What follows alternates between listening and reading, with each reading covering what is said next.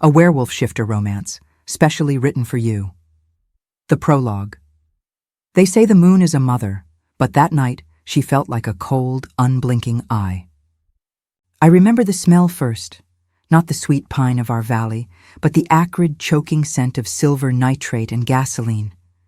The silver fire was a coward's weapon, designed to burn shifters who couldn't heal fast enough. I was 6 years old, hiding under a floorboard as the world screamed in orange and red. A beam fell. It didn't crush me, it grazed me. A jagged edge of burning wood and silver-laced iron tore across my forehead, down my cheek, and over the bridge of my nose. I didn't scream. The pain was so absolute it turned into a hum, a vibrating low note that stayed in my bones for the next 12 years. When the fire was put out and the smoke cleared, the pack physician pulled me from the ash. He didn't offer a hug. He recoiled. "She's marked," he whispered to my father, the beta of the Silver-Brook pack. "The silver has cauterized the wolf channels in her skin. She'll never be whole. She's a map of tragedy, Alpha, a reminder of our failure." My father, once a man of warmth, looked at me and saw a stain on his reputation. From that day on, I was the scared one, the veiled shadow. I grew up in the corners of rooms. I learned to read the floorboards better than the faces of my peers. I wore a heavy lace veil that scratched my sensitive skin, all to spare the delicate eyes of the beautiful wolves who lived in the sun. They thought my scars were a sign of weakness, a permanent brokenness that made me less than human, let alone a wolf. They were wrong. The silver hadn't blocked my power. It had caged it. And as I turned 18, the cage was starting to rattle. The moon was rising for my ceremony, and for the first time in 12 years, the jagged lines on my face began to itch. Not with pain, but with a rhythmic ancient pulse. My name is Elara, and tonight I find out who the Moon Mother intended me to be. Welcome back to Lily's Heart Tales, where the rejected find their power and the broken become kings and queens.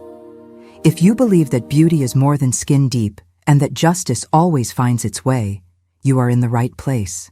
To our new listeners, welcome to the Crescent Coalition.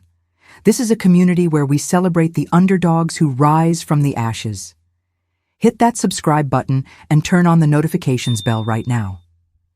You don't want to miss a single chapter of Elara's journey from the shadows to the throne. Before we dive into the heartbreak of Chapter 1, I have a question for the pack. If your soul had a physical mark, what would it look like? Would it be a scar of battle, a flame of passion, or a star of hope? Let me know in the comments below. I'll be hearting the most powerful answers. And if you're ready to see Elara face her destiny, drop a golden in the chat. Let's get into the story. Chapter 1. The air in the Silver-Brook Great Hall was suffocating, thick with the scents of expensive musk, roasted meats, and the arrogance of 1,000 perfect wolves. Tonight was the great mating, the night the Moon Mother revealed the tethers that bound our souls together. I stood in the far corner, near the drafty service entrance. My lace veil was a heavy black shroud, hiding the jagged silver-white lines that mapped my face. To the pack, I was a ghost, a glitch in the ceremony, a pity invite, because my father was the beta. "Don't look up, Elara," my father had hissed earlier that evening. "Don't embarrass me. Just wait for the moon to hit its peak, and once no one claims you, slip back to your room."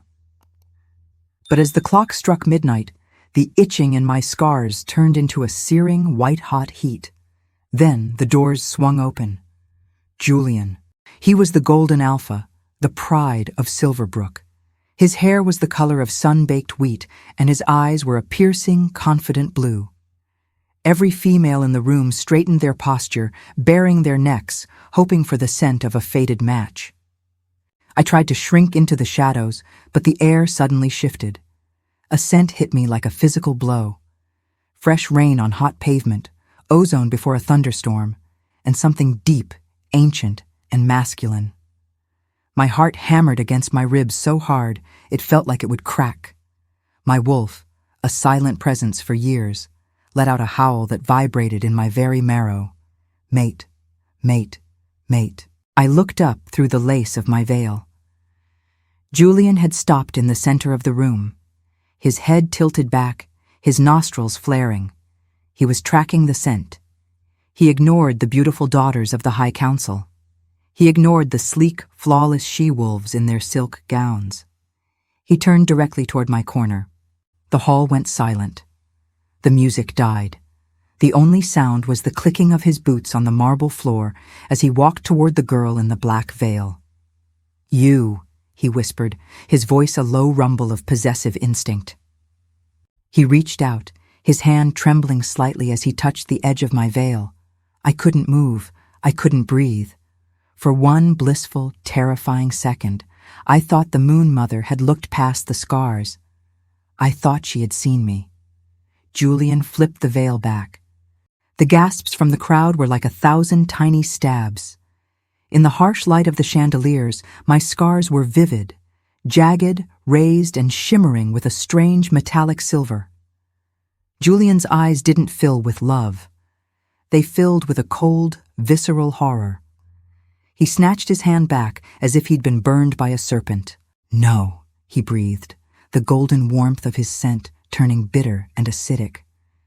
This is a mistake." The rejection wasn't a whisper. It was a roar of disgust that echoed off the vaulted ceilings.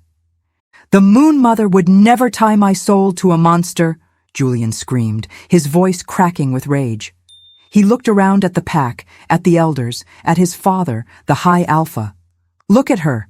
She is a roadmap of decay, a broken vessel." I stood there, exposed, my face bare to the world for the first time in 12 years. I felt the tears stinging my eyes, but they wouldn't fall. The silver in my scars felt too hot for tears. "Julian, please," I whispered, reaching out a hand. "The bond. You feel it. I know you feel it." "I feel a curse," Julian spat. He grabbed the hand of Sienna, a flawless, high-ranking female with hair like spun silk.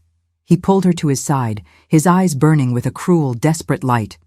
"I, Julian of Silver-Brook, future High Alpha, reject you, Elara the Scarred, as my mate and my Luna. I sever the bond." The air in the room seemed to shatter. A physical pain, like a hot iron being driven into my chest, knocked me to my knees. The mating bond, usually a bridge of light, snapped into 1,000 shards of glass. My father stepped forward. I thought he was coming to help me. Instead, he looked at Julian and bowed his head. "She is a shame upon my house, Alpha," my father said, his voice devoid of any mercy. "If she is rejected by the fated, she is rejected by the pack.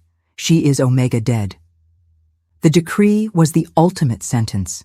It meant I no longer existed. I was a ghost without a home, a wolf without a pack. "Get out," Julian commanded, his arm around Sienna. "Run to the Deadlands, Elara. Maybe the monsters there won't care about your face. But here, you are nothing." The crowd parted for me, not out of respect, but as if I were a leper.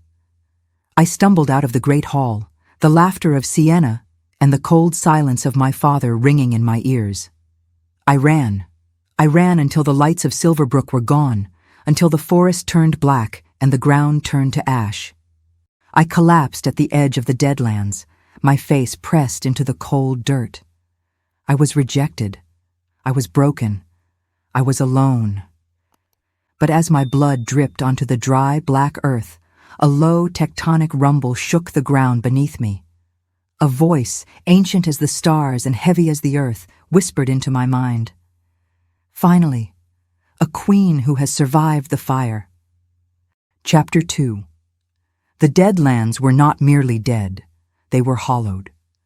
The air here didn't move, it suffocated. The trees were skeletal remains of oak and pine, their branches reaching upward like the desperate fingers of the damned. Every step I took on the ashen soil sent a puff of gray dust into the air, coating my skin and filling my lungs with the taste of ancient, forgotten fire. The pain of Julian's rejection was a physical weight, a cold iron spike driven through the center of my chest.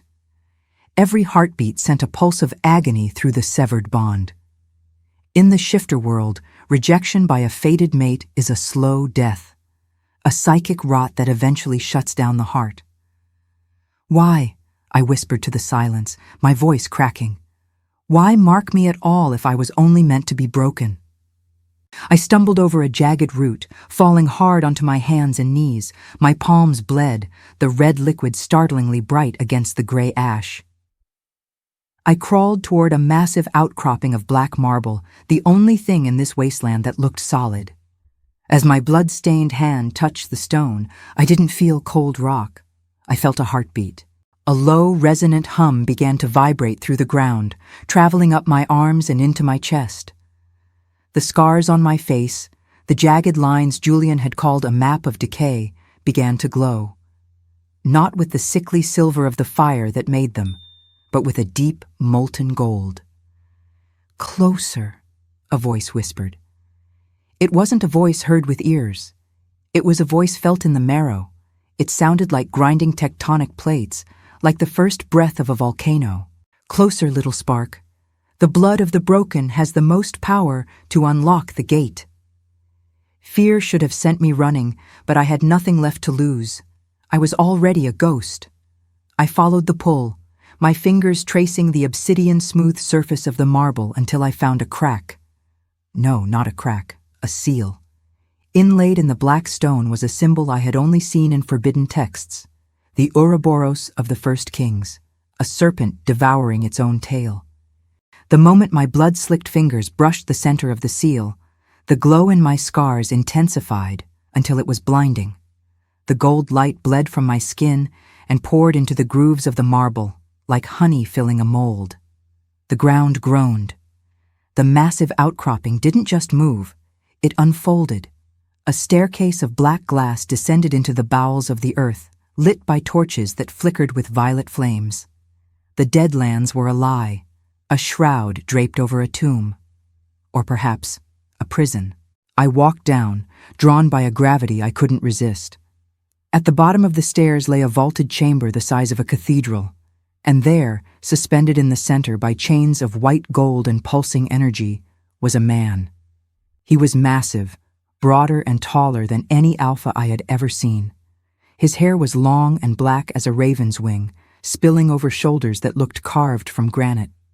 He was bare-chested, his skin covered in ancient runes that mirrored the lines on my own face. His eyes were closed, but as I stepped into the chamber, they snapped open.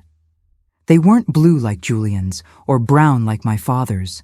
They were twin suns of liquid gold, burning with 1,000 years of trapped fury and unspeakable power. "A wolf of the Silver-Brook," he rumbled, his voice shaking the very foundations of the room. He looked at me, and for the first time in my life, a man didn't look away from my scars. He leaned forward, the chains straining against his movement. "Tell me, little spark, does the sun still shine above? Or has the world finally turned as dark as the hearts of the men who put me here?" I don't know," I stammered, my hand flying to my face to hide the marks. "Don't," he commanded, the word carrying the weight of a king's decree. "Do not hide the cipher. Those marks are not scars, Elara. They are the keys to the kingdom they stole from us." My breath hitched. "You know my name?" "I know your soul," he whispered, a predatory, beautiful smile crossing his dark face. "I am Kaelin, the first Lycan, and you, Elara, are the woman who just ended my exile." The violet torches flared as Kaelin strained against the white gold chains. The sound was like metal screaming, a high-pitched protest against a force it could no longer contain. "Step forward, Elara," he rumbled. His gaze was a physical weight, pinning me to the spot.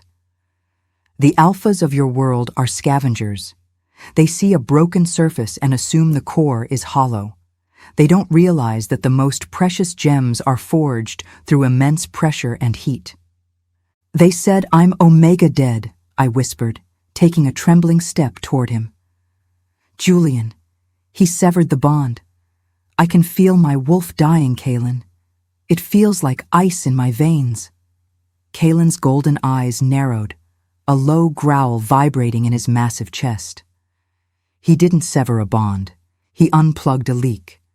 He was never meant to hold your power, little spark. He would have burned to ash within a week of claiming you. He reached out his hand as far as the shackles would allow. His palm was calloused, scarred, and radiating a heat that made the underground chamber feel like a furnace. "Touch me," he commanded. "Give me the blood of the rejected, and I will give you the fire of the first king." I reached out, my fingers trembling. The moment my skin met his, it wasn't a spark, it was an explosion. The silver-white scars on my face didn't just glow, they ignited. I screamed as the ice in my veins was instantly vaporized by a surge of molten gold. Kalen's runes began to pulse in sync with my scars, a rhythmic thrumming that sounded like a war drum beating in the deep. "The silver fire that burned you as a child. It was a fragment of Lycan Bane," Kalen explained, his voice sounding like it was echoing from inside my own head. "It was meant to kill you, but your soul was too stubborn. It absorbed the metal. It turned your face into a living circuit of Lycan energy." He bit his own lip, a drop of dark, thick blood falling onto my upturned palm. "Now," he whispered. "Channel it." The Lycan blood acted like a catalyst. The golden light on my face surged outward, flowing down my neck, my arms, and into my fingertips. I felt my wolf, the one I thought was dying, suddenly swell. She didn't howl, she roared. The golden light didn't just illuminate the room, it became solid. The shackles, the white gold chains turned to dust the moment my light touched them. The atmosphere. The suffocating air of the Deadlands was replaced by a scent so powerful it made my knees weak. Sandalwood, ancient earth, and the raw, untamed power of the moon. Kalen stepped free from the wall, his massive form towering over me. The ground cracked beneath his feet. He reached out, not to hide my face, but to trace the glowing lines of the cipher with his thumb. "Look at yourself, Elara," he whispered. I looked down at my hands. They were shimmering with a golden aura. The scars on my arms were no longer jagged white marks. They were intricate, glowing symbols that looked like celestial lace. "They call you disfigured because they are blind," Kalen growled, his golden eyes burning with a possessive, ancient hunger. "You are not a tragedy. You are the living law. And tonight, we begin the journey back to Silver-Brook. I want to see the look on your alpha's face when he realizes he didn't reject a broken wolf. He rejected the sun itself." I stood tall. The pain in my chest from Julian's rejection was gone, replaced by a roaring fire of purpose. I wasn't the veiled shadow anymore. I was the key to a king. "Let them look," I said, my voice resonating with a power that shook the violet flames. "I'm tired of hiding." Chapter 3. The air in the subterranean cathedral had changed. It was no longer stagnant with the scent of a tomb. It was charged, heavy with a primitive electric tension that made the hair on my arms stand up. Kalen moved toward me, his footsteps heavy enough to make the black glass floor vibrate. "The alpha who rejected you thought he was cutting a cord," Kalen rumbled, stopping so close that I could feel the radiant heat coming off his skin. "But he was only removing the parasite that was draining your potential. Now, we fill the void." He didn't touch me yet. He didn't have to. The proximity of his Lycan aura was a physical force, wrapping around me like a velvet cloak. My scars weren't just glowing now, they were pulsing. Every beat of my heart sent a ripple of golden light across my skin, a rhythmic SOS that Kalen's body was answering. "What is happening to me?" I breathed, my voice sounding airy, distant. "The healing heat," he explained. He reached out, his large hand cupping the side of my face. His thumb brushed over the jagged line on my cheek. Usually, that touch would make me flinch, a reflex born from years of shame. But Kalen's touch didn't feel like a judgment. It felt like recognition. "Your cells are rewriting themselves, Elara. The Lycan blood I gave you is seeking out every place you were told you were lesser. It's cauterizing the trauma and replacing it with the ancient code of the first queen. He leaned in, his forehead resting against mine. The contact was like a lightning strike. Suddenly, I wasn't just in the room. I was inside his mind. I saw 1,000 years of his loneliness, the darkness of his prison, the betrayal of the alphas who feared his purity. And he saw mine. He felt every jeer from the pack, every time Julian looked at me with disgust, every cold night I spent weeping under my veil. He didn't just see the pain, he consumed it. "No more hiding," he whispered against my skin. "The bond we are forming, it is not the fragile tether of a common wolf. It is a cosmic anchor. Once we are bonded, no alpha, no silver bane, and no rejection will ever have the power to touch you again." I felt a surge of heat in my core, a golden fire that started in my chest and spiraled outward. My wolf, the obsidian giant with the golden veins, stretched inside my spirit. She was no longer dying. She was evolving. "I want it," I said, my voice growing stronger, echoing with a hidden power. "I want to be the version of me they were too afraid to imagine." Kaelin's golden eyes flared with a fierce, possessive pride. "Then take my mark, Elara, not as a subordinate, but as my equal. As the woman who will help me burn the old world to the ground so we can build a better one." He lowered his head toward the curve of my neck, where the scars ended in a sharp silver point. As his teeth grazed my skin, I didn't feel fear. I felt a homecoming. The chamber trembled. Kaelin's breath was a hot brand against my skin, and the scent of him, primal, ancient, and utterly mine, drowned out every memory of the Silver-Brook pack. "Julian's rejection was a blessing of the weak," Kaelin growled, his voice vibrating through my jugular. "He gave up a son because he was afraid of a little heat. Now feel what it means to be claimed by the moon itself." His teeth sank into the junction of my neck and shoulder. It wasn't the sharp, stinging pain of a common wolf bite. It was a volcanic eruption. The moment his fangs pierced my skin, the gold light in my scars turned into liquid fire. It poured into the puncture wounds, fusing my DNA with the primordial essence of the Lycan King. I threw my head back, a silent scream caught in my throat as my vision turned to pure, radiant gold. The cipher on my face began to expand. The jagged lines grew, weaving down my spine and across my chest in an intricate, glowing web of ancient geometry.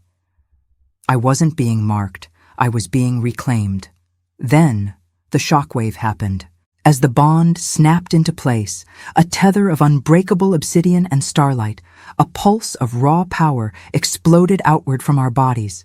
It tore through the black glass floor, shattered the remaining white gold chains into dust, and blasted upward through the ceiling of the tomb. The energy didn't stop at the surface.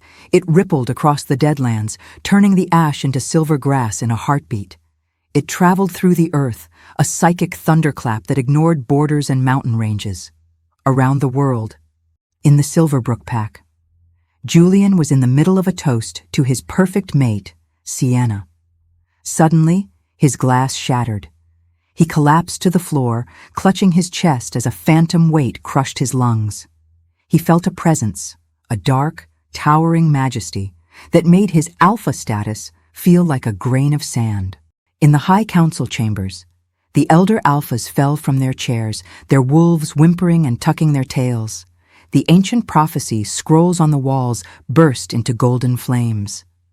In the shadow run, warriors dropped their blades, sensing a predator so high above them in the food chain that their very instincts demanded they kneel. Back in the tomb, the light slowly receded, leaving the chamber bathed in a soft, ethereal amber glow. I stood in Kaelin's arms, but I was no longer the girl who had stumbled into the dark. My skin felt humming, alive, and indestructible.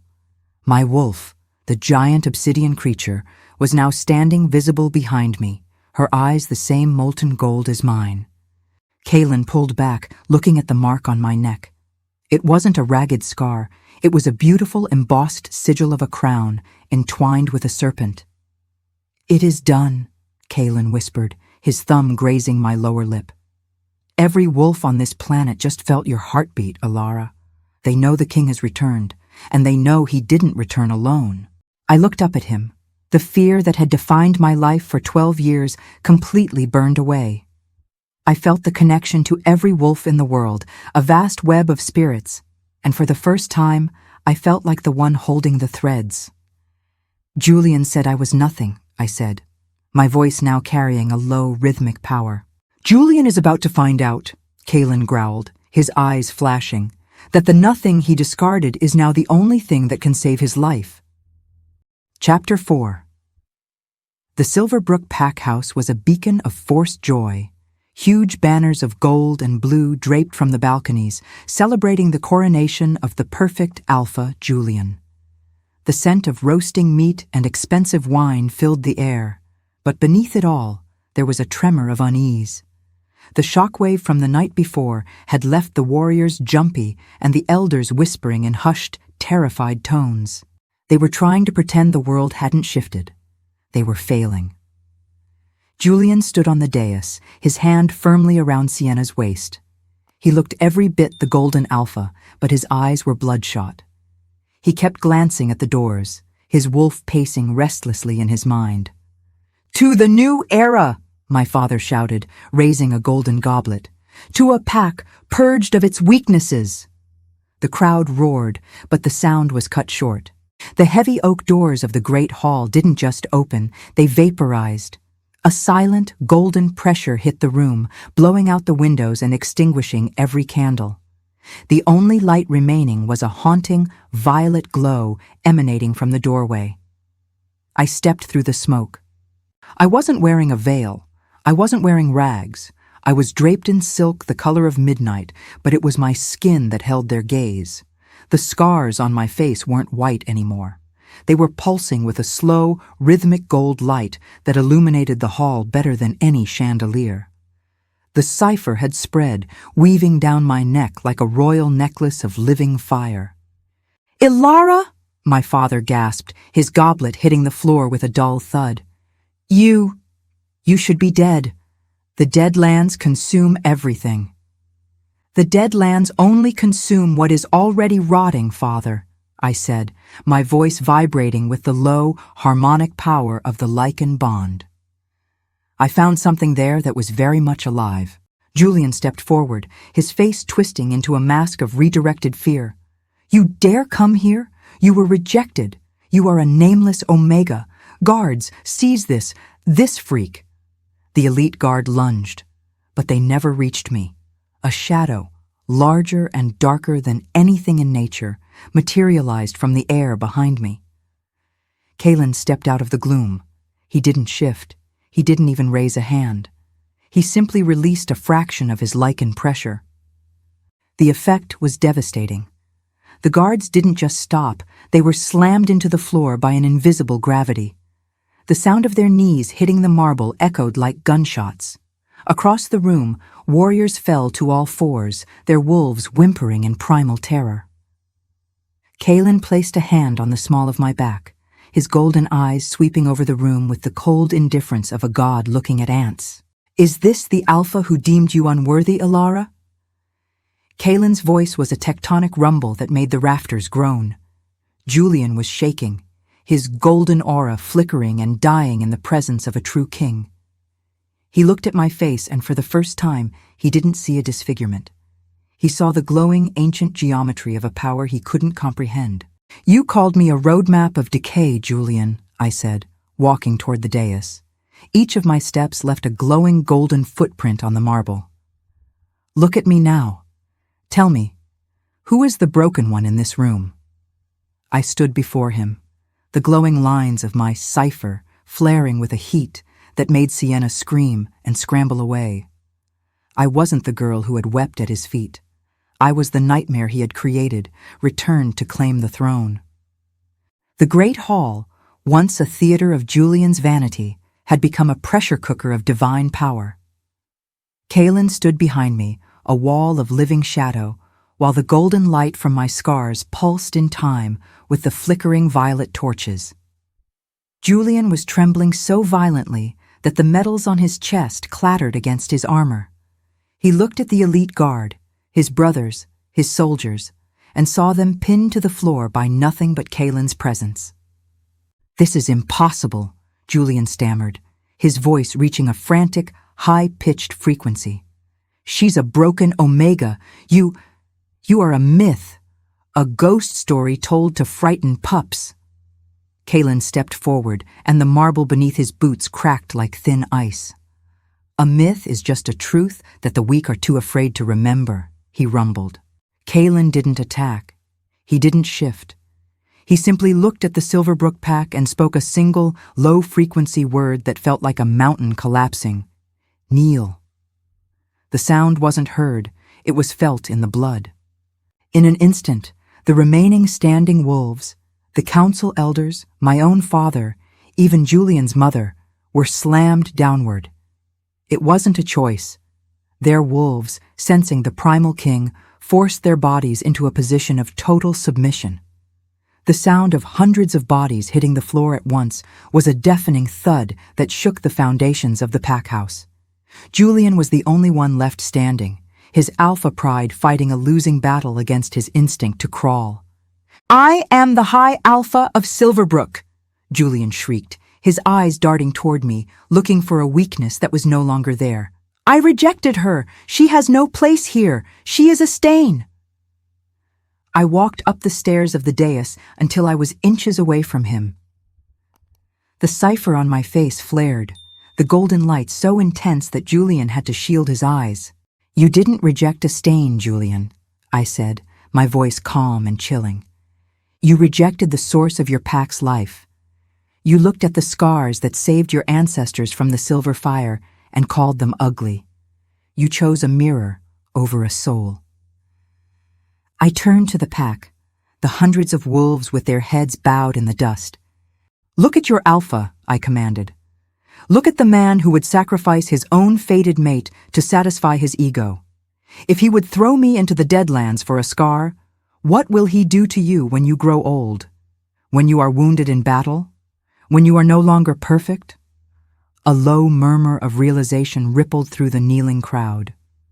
The Golden Alpha didn't look like a leader anymore. He looked like a cornered rat.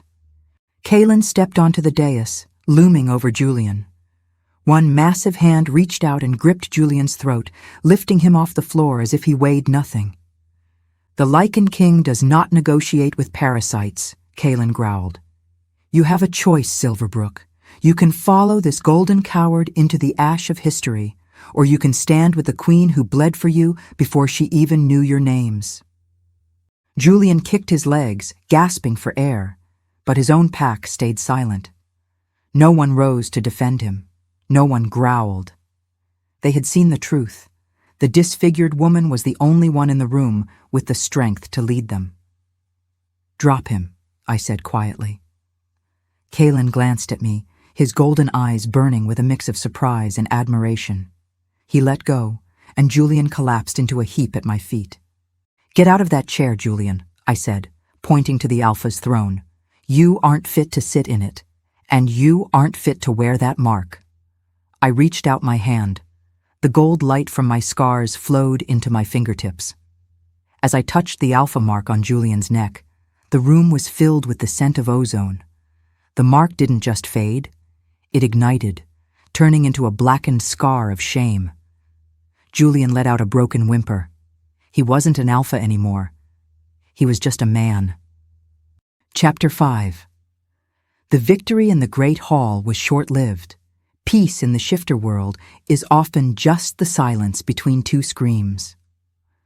Kaelin and I stood on the balcony of the Silver-Brook pack house, looking out over the valley. The forest was too quiet. The birds had stopped singing, and the wind carried a metallic, bitter tang that made my wolf's hackles rise. "They are coming," Kaelin rumbled. He wasn't wearing his armor. He didn't need it. His skin, etched with those ancient Lycan runes, seemed to absorb the moonlight. "The Alphas of the 5 Peaks. They've lived like kings for a millennium while I was in that cage. They won't bow to a legend when they can try to kill it." "They saw the shockwave," I said, tracing the glowing cipher on my forearm. "They know you're the first king. Why would they risk extinction? Because fear makes men stupid, Elara, and power makes them desperate. By dawn, the horizon was no longer green. It was a sea of fur and steel. 5 high alphas, the leaders of the Iron Claw, the Frostfang, the Shadowrun, the Bloodthirst, and the Stone Skin packs, had combined their forces. Thousands of warriors stood at the borders of our valley, their eyes glowing with an unnatural, sickly green light.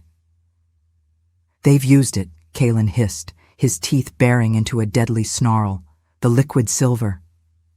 My heart went cold. Liquid silver was a forbidden alchemical concoction. It suppressed a shifter's healing and turned their own blood into a slow-acting poison, but in return, it gave them a frantic, berserker strength for 1 hour.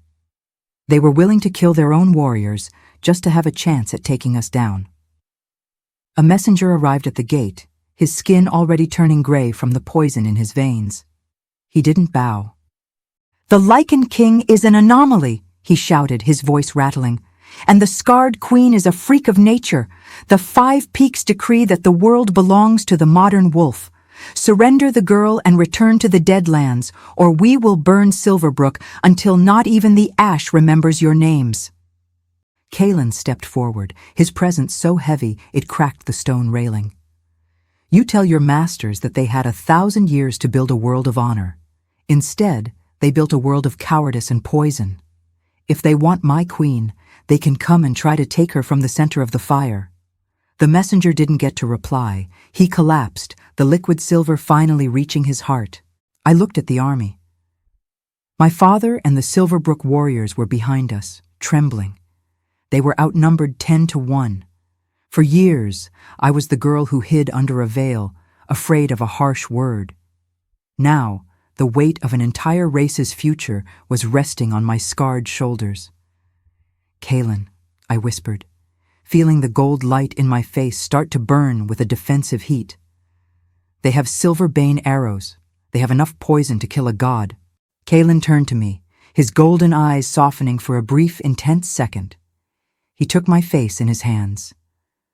"They have poison, Elara, but we have the source. They think those marks on your face are a weakness. Tonight, you're going to show them that you are the shield that the silver cannot break."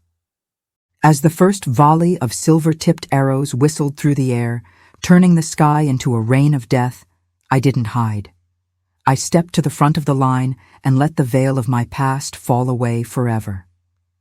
The sound was a terrifying metallic hiss, the sound of 10,000 silver-bane arrows cutting through the air, aimed directly at the heart of the Silver-Brook pack. The liquid silver berserkers roared, a sound of madness and agony as they charged the gates. "Hold the line!" my father screamed, but I could hear the terror in his voice. His warriors raised their shields, but I knew the truth. Silver-bane doesn't just hit a shield, it eats through it. Kalen shifted beside me. He didn't turn into a regular wolf. He exploded into a creature of myth, a lichen the size of a small house, his fur like midnight velvet, and his eyes 2 burning golden suns. He let out a roar that literally flattened the first wave of attackers, but the arrows were still coming. "Not today," I whispered. I stepped ahead of Kalen. I ignored the screams of my pack, telling me to get back. I closed my eyes and reached deep into the center of my chest, past the memory of the fire, past the pain of Julian's rejection, to the golden core Kalen had awakened. "Unravel," I commanded my spirit. The gold light in my scars didn't just glow, it erupted. The jagged lines on my face began to bleed light, not like a wound, but like a sun breaking through the clouds. The cipher on my face detached from my skin, the golden geometry expanding into the air in front of me. It looked like a massive, glowing tapestry woven from liquid starlight. The silver arrows hit the golden barrier. In the past, silver was my death. It was the thing that had marked me and shamed me. But as the arrows touched the cipher, they didn't pierce it. They transformed. The liquid gold of the cipher touched the silver bane, and the poison was instantly purified. The arrows slowed, turned into white rose petals, and drifted harmlessly to the ground. The hundreds of Silver-Brook wolves gasped as the rain of death became a snowfall of light. She's stopping the bane," a warrior whispered, dropping his shield in awe. But I wasn't done. The 5 alphas were watching from the ridge, their eyes widening in horror. They saw their ultimate weapon fail. "You wanted the scarred queen?" I shouted, my voice now layered with the echoes of 1,000 first queens. "Then see the beauty in what you tried to burn." I pushed my hands outward. The golden tapestry of the cipher surged across the battlefield like a tidal wave. When it hit the liquid silver berserkers, it didn't kill them. It flushed the poison from their systems. The sickly green light in their eyes vanished, replaced by a clear, shocked blue. They collapsed, not dead, but freed from the madness of their alphas. The golden wave continued, rushing up the ridge toward the 5 alphas. Their horses reared and their warriors fled. The barrier I had created now formed a massive, shimmering dome over the entire valley, the aegis of the scarred. Inside the dome, the air felt like a warm summer evening. Outside, the 5 alphas were left screaming in the dark, their power neutralized by the very girl they called a freak. I felt Kalen's massive head rest against my shoulder. Even in his Lycan form, I could feel his pride. The silver that once caged me had become the conductor for a power that could protect an entire world. The Gorgon had just saved the 5 peaks from themselves. Chapter 6. The golden dome of the aegis pulsed softly above us, a protective shell that made the outside world look like a distant gray memory. While the 5 alphas fled into the night, their armies scattered and purified, the interior of the Silver-Brook Valley was silent. But in the center of the village square, huddled near the base of the Alpha's throne, was a man who looked like he had already been turned to ash. Julian. He was no longer the Golden Alpha. The black scar I had burned into his neck, the mark of the unworthy, was weeping a dark, oily substance. Without his alpha status to sustain his ego, he looked small, shrunken. His wheat-colored hair was matted with sweat, and his piercing blue eyes were clouded with the frantic terror of a trapped animal. Beside him, Sienna had already vanished, fleeing with the others the moment she realized perfection wouldn't save her from the Lycan King. I walked toward him, my footsteps echoing on the stone. Kalen followed a few paces behind, having shifted back into his human form. He wore only simple trousers, his massive, ruined chest still radiating the heat of the battle. He didn't need to speak. His presence was the executioner's shadow. "Elara," Julian croaked, looking up as I stopped before him. He tried to muster a smile, the same charming, crooked smile that used to make my heart race back when I was a girl in a veil. "Elara, my mate. I see it now. The Moon Mother was testing me. She gave me a queen in disguise, and I failed the test. But I can make it up to you." He reached out a trembling hand toward the hem of my silk gown. "We can rule together. With your power and my lineage, we could be unstoppable. I was just confused, Elara. The fire, the scars. They blinded me to the truth of who you are." I looked down at him. For years, I had dreamed of this moment. I thought I would feel a burning rage. I thought I would want to hear him scream. But as I stared into his desperate, shallow eyes, all I felt was a profound, chilling pity. "You weren't blinded by my scars, Julian," I said, my voice as steady as a mountain stream. "You were blinded by your own reflection. You loved the idea of an alpha's life, but you never understood the soul of a leader." I knelt down, bringing my glowing face close to his. The light from my cipher cast long, dancing shadows across his terrified features. "You called me a broken vessel," I whispered. "But a vessel is only broken if it can no longer hold what it was meant for. I was meant to hold the light of the first kings. You were meant to protect this pack. And the moment you rejected your fated mate because she wasn't pretty enough for your coronation, you broke yourself." "I can change," he sobbed, clutching at his chest. "Don't let the Lycan kill me. Elara, please." Kaelin isn't going to kill you, Julian, I said, standing back up and looking toward the pack members who were emerging from their homes, watching the fallen idol. That would be too merciful, and you don't deserve to die a martyr. I turned to the elders of the pack, the men who had stood by and watched Julian shame me. Julian of Silver-Brook is hereby stripped of his name, his rank, and his wolf, I announced, my voice carrying to every corner of the valley. He will live, but he will live as the very thing he feared most, a man who is truly hollow. He will walk these lands as a reminder that the Moon Mother does not make mistakes, but alphas do. I placed my hand over his heart. I didn't use the killing heat. I used the weight of the void. I withdrew the last remnants of the pack bond from his soul. Julian let out a long, wheezing breath. His eyes went dull. The internal spark that connects a shifter to their wolf flickered and went out. He was human now. Just a man, aging in real time, the weight of his cowardice finally settling into his bones. He slumped against the stone of the dais, unnoticed and unimportant. The Golden Alpha was gone. Kaelin stepped up beside me, his hand finding the small of my back. "The debt is settled," he rumbled. "No," I said, looking at the thousands of wolves who were now looking at me for direction. "The debt is settled with him. Now, we have to pay the debt we owe to the world."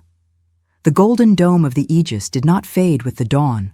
Instead, it expanded, its shimmering borders stretching beyond the Silver-Brook Valley, crossing rivers and mountain ranges until it touched the borders of every territory on the continent. I stood atop the high peak, the highest point in the northern hemisphere. Beside me, Kaelin looked like a god carved from obsidian and gold. Below us, the leaders of the 5 peaks, the alphas who had tried to poison our future, stood in a semicircle. They were no longer armored. They were no longer snarling. They stood in the heavy silence of the defeated, waiting for the sentence of the first king. But Kaelin stepped back, yielding the center of the peak to me. "The Lycan King has returned to protect the throne," Kaelin's voice echoed like thunder across the sky. "But the Queen of Scars will be the one to define it." I looked out at the thousands of wolves gathered in the valley below. I saw the injured, the scarred, the Omegas who had spent their lives in the shadows, and the Alphas who had grown drunk on their own cruelty. I didn't need a microphone. My cipher flared, my voice traveling through the golden web of the Aegis directly into the mind of every living shifter. "For 1,000 years we have lived by the law of the Fang," I began, my voice steady and resonant. "We were told that beauty was a sign of favor and that weakness was a sin to be purged. We used silver to brand our brothers and shame our sisters. We let our pride blind us to the souls the Moon Mother placed in our care." I reached up and traced the glowing gold line that ran from my forehead to my jaw. "This is not a mark of shame," I declared. "It is a map of survival. From this day forward, the global decree is enacted. There are no more high alphas and low omegas. There is only the unity of the mark." The alphas of the 5 peaks looked at one another, their faces pale.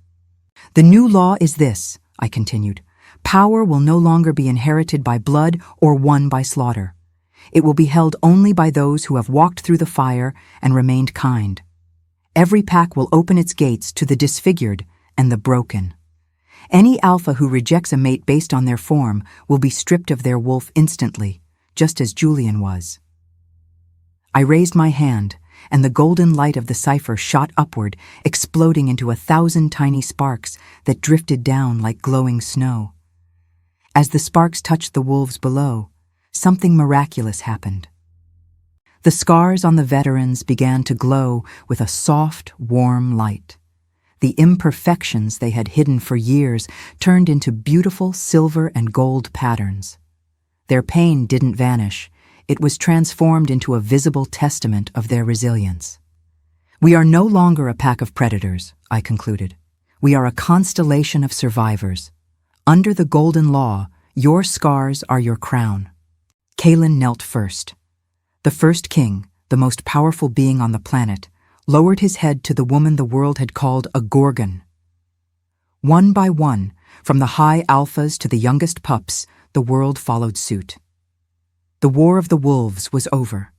The era of the Lycan Queen had begun. The epilogue. 100 years had passed since the Golden Law was decreed, yet the world felt younger, more vibrant than ever before. The Silver-Brook Valley was no longer just a pack territory. It was the citadel of the Sun Wolf, a city of white stone and living gold that served as the heart of a unified global pack. I stood on the balcony of the great temple, my hands resting on the cool marble. I was no longer the girl who hid behind a veil, nor was I the young queen who fought a war.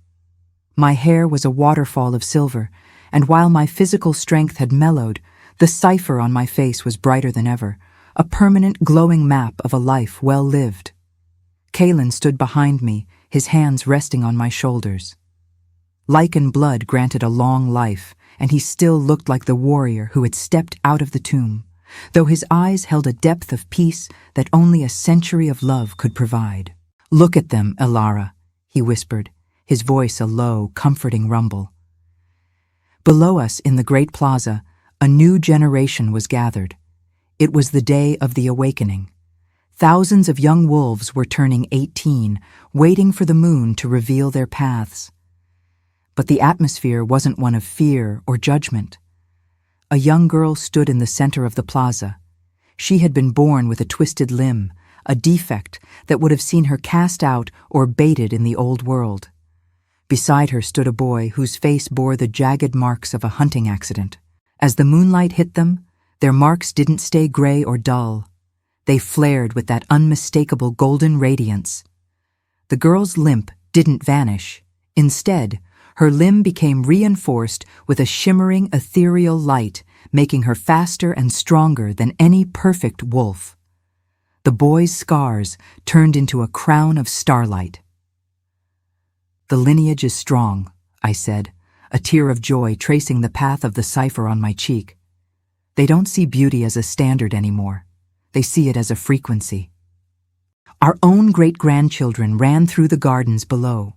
They were born with faint golden lines already tracing their skin, the golden lineage. To them, being scarred wasn't a tragedy. It was a sign of being firstborn, a mark of those destined to protect and heal. The Deadlands were gone, replaced by the Gardens of Grace, where the silver-bane flowers had been bred into medicine that could heal any wound. The old hierarchy of Alpha and Omega was a fairy tale told to children to teach them about the Dark Ages. I looked up at the moon. She was no longer a cold, unblinking eye. She was a mother who had finally seen her children learn to love themselves. "Julian's name is forgotten," Kaelin said, pulling me closer. "But Elara is the word they use for hope in every language of the pack." I closed my eyes, feeling the pulse of millions of wolves, the healthy, the broken, the scarred, and the whole, all beating in one rhythmic, golden harmony. I had started as a sacrifice. I ended as a soul. The mirror was no longer broken. It was finally reflecting the truth. Elara's world changed because she refused to believe she was less than. What is one thing about yourself that you used to hate, but now realize is actually your superpower? Let's celebrate our scars one last time in the comments. Thank you for being part of this journey on Lily's Heart Tales. Your support means the world to me. Stay golden, stay fierce, and remember, your marks are your crown.